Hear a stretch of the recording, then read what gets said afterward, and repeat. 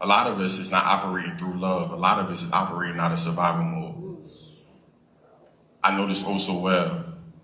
I was born 1 pound, 13 ounces. Probably won't believe it because I'm like 6'4", bigger guy, right? I was born 1 pound, 13 ounces.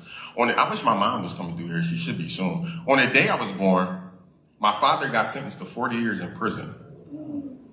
That's probably why I was premature.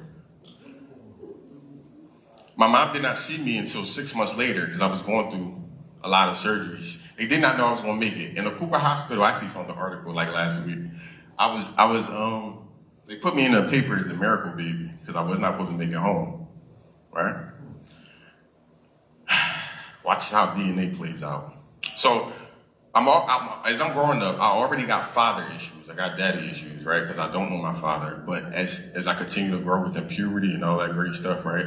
Now I'm 13 years old. My mom stopped taking care of me because she sat me down and told me that I was acting like my father, somebody I never met.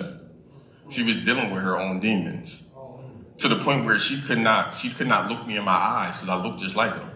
She couldn't hear me talk because I talked just like him. Couldn't see me walk because I walked just like him.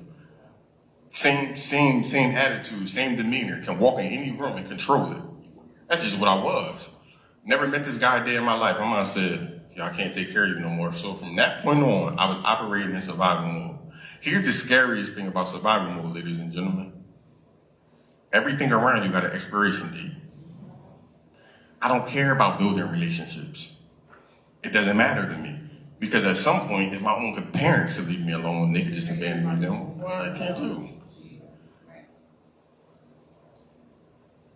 Daddy issues. So when I'm reading through the Bible, when I see that it say father and son, and I'm like, I'm not good enough to be a son to my own father, what makes you think I can?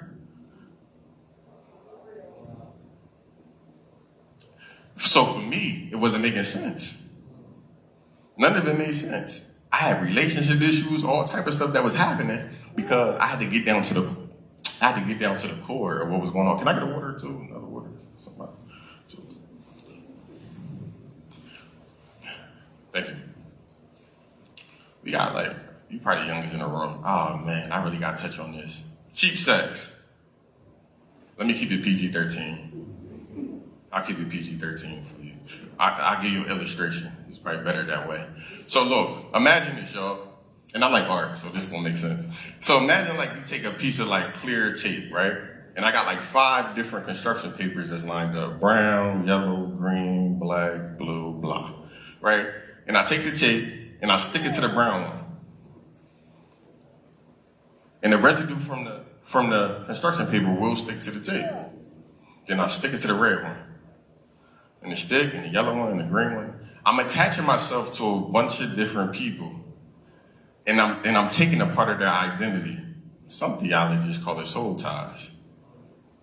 But here's the dangerous part about this. The more I stick and attach myself to people, at some point the stickiness of the tape is going to go away. You lose your identity the more people you attach to. That's what happens. This is how this works. And the dangerous part about soul ties is you could create them, but the only person that can untie it is the person that's responsible for your soul.